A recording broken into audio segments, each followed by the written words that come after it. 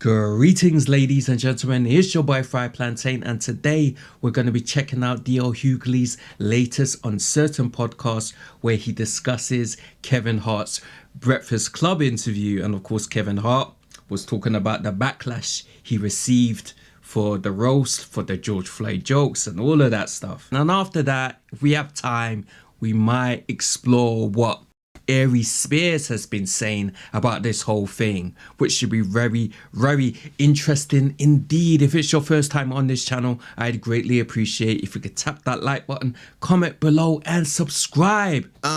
We had a really tumultuous week. This is our 21st week.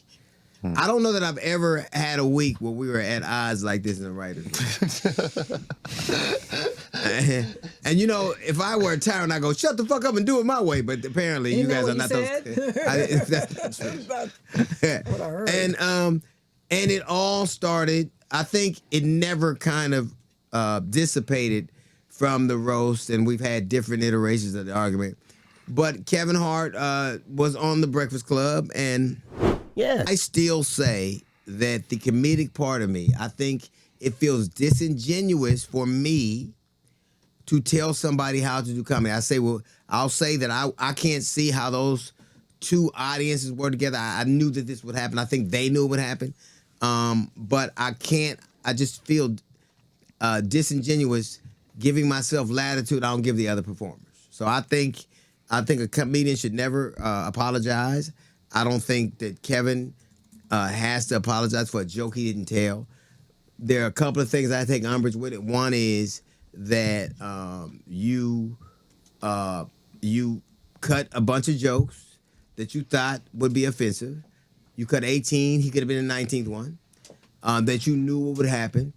And the other thing is when he was on the Breakfast Club and he was talking about how, what was I supposed to do? Jump up and, you know, Tom Brady did that, right? Tom Brady did that. I love Robert Kraft. I love Okay. He didn't like a joke.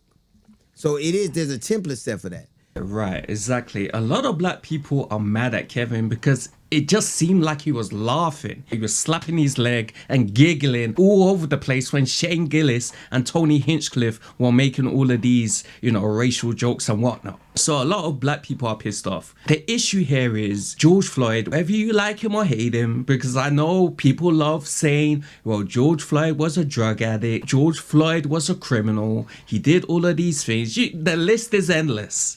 But the fact of the matter is, this was a black man who, whether you want to admit it or not, that police officer did have his knee on his bloody neck. For a lot of black people, that still hurts, that still pains.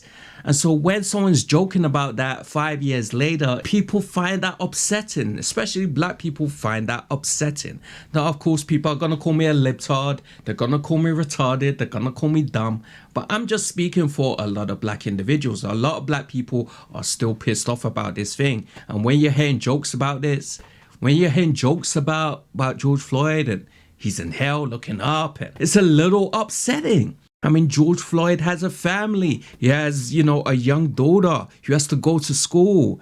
She has to go to school and hear these jokes about her bloody father. That must be hard. That must be really, really hard. So I see both sides, but, you know, I really do understand the outrage coming from black people. Yo, what up? It's your boy Aries Spears here, top of the morning to you. Listen, man, you guys need to stop. All this angry outrage over the Kevin Hart roast, what do you think it stops? Everybody's so angry. Everybody's so mad. Kevin this, Kevin that. Kevin is a sellout. Kevin is a coon. He's never been funny.